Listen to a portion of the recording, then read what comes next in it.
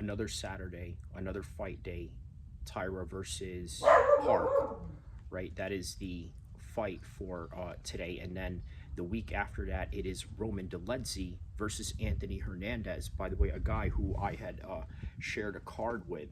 And then after that, obviously, it's roller coastering you into the biggest pay-per-view of the summer, which is Khamzat versus DDP, Dricus du Plessis for the undisputed 185 championship. The most compelling matchup, but in between that, just a bunch of lackluster cards to basically take us into those 2 weeks.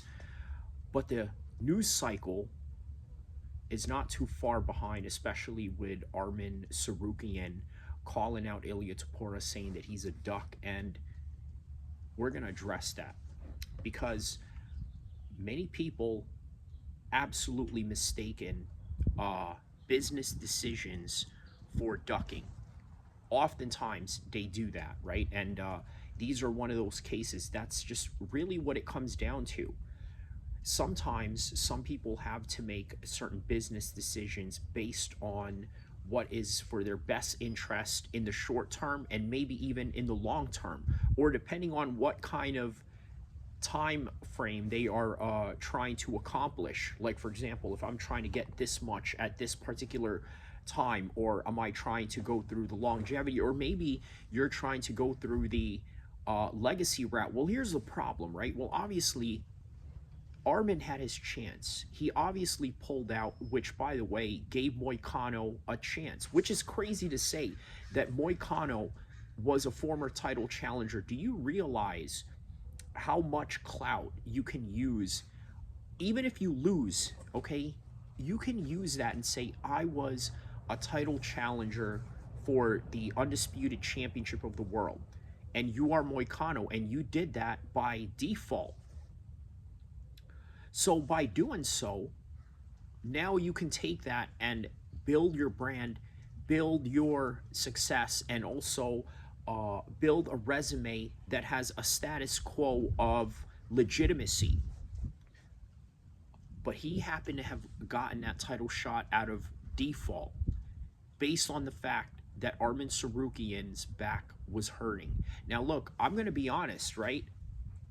A lot of athletes do hurt their back, right, for multitudes of reasons. Sometimes they're doing the wrong squats, or maybe they're just doing too much squats, or sometimes they have bad form in how they do it, or just inherent underlying injuries that have been going on, right? Predisposition to the fact. But on any regard, those are the multitudes of reasons and the technicalities as to why some people get a title shot. For example, did you know that Al Iaquinta, out of all people, is a former title challenger? Okay, John Fitch, who I've mentioned plenty of times before, was also a contender, but had earned it. Somebody like Moicano didn't earn it, but Arman did.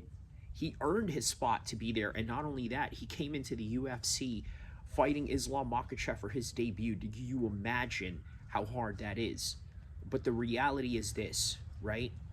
Ilia Topuria has the right to choose who he wants to, but at the same time, who else is there? You say that this guy is unreliable. Well, who is to say that due to that single variation that happened on that day that affected his back in some kind of matter, somehow indicative of what is going to happen later down the road? But yeah, that's just really what it is by the end of the day, right? Selective politics, and that's just what you have to do in MMA. That's just what you have to do in your career in combat sports, is maximize it to its fullest potential. Because let's be honest, to the hardcores, it would be a great matchup, but at the same time, for people that are casuals, it doesn't have the same magnitude as Islam Makhachev versus Ilia Topuria, or even Ilia Topuria versus JDM. Because what if JDM happens to beat Islam Makhachev?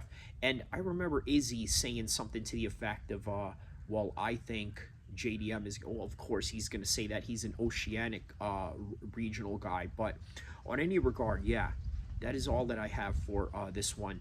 Don't forget to like and subscribe. I'll see you in the next one, inshallah.